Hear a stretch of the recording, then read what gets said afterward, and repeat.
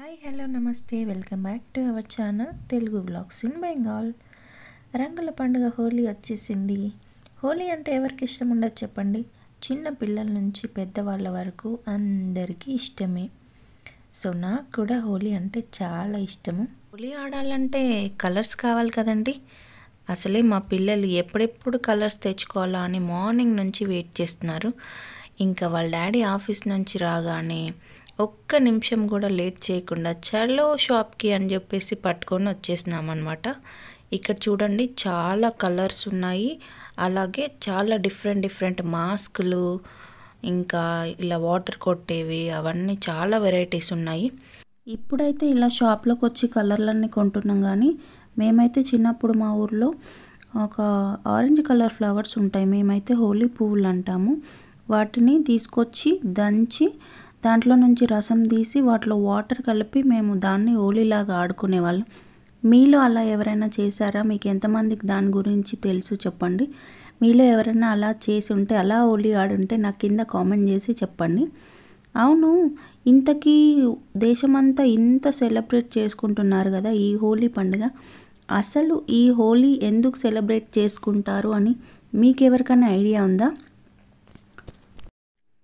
పూర్వకాలంలో రాక్షసుల రాజు అయిన హిరణ్యకశిపుడి కుమారుడు ప్రహ్లాదుడు తల్లి గర్భంలో ఉన్నప్పటి నుంచి విష్ణుమూర్తికి పెద్ద భక్తుడని చాలామందికి తెలిసే ఉంటుంది కదండి.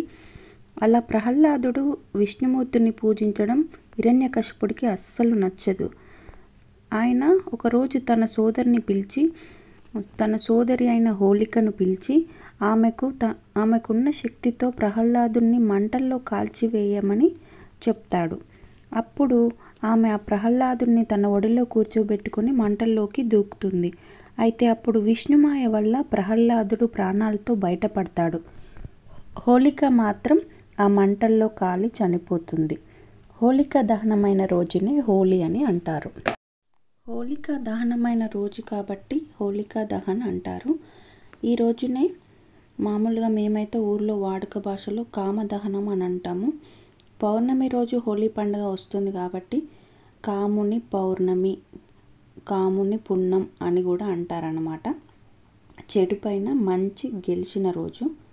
చాలా ప్లేసెస్లో రాత్రిపూట హోలికా దహన్ చేస్తారు. కట్టెలు పెట్టి, ఆవు పేడతో చేసిన పిడకలు పెట్టి మంట పెట్టేసి దాని చుట్టూ మనం బతుకమ్మకు ఆడతాం కదా, అలా ఆడతారు, డ్యాన్సులు చేస్తారు. చాలా బాగా సెలబ్రేట్ చేసుకుంటారు చాలామంది. సో ఇదన్నమాట మనందరికీ హోలీ గురించి తెలిసిన స్టోరీ. ఇది కాకుండా ఇంకొక స్టోరీ కూడా ఉంది.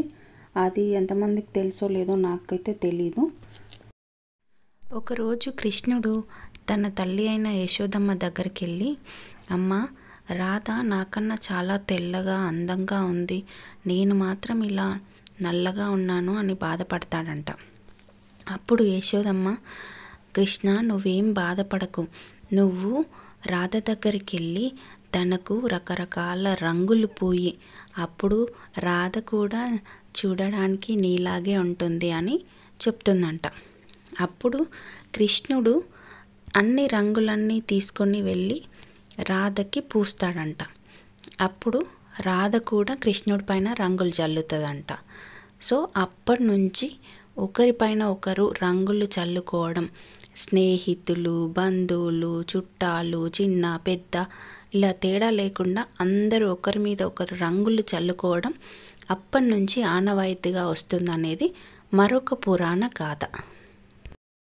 సో చూసారు కదండి, ఇది ఇవాల్టి మా హోలీ షాపింగ్. ఈ వీడియో మీలో ఎంతమందికి నచ్చింది? నచ్చితే please do like, share and subscribe to our channel అండి.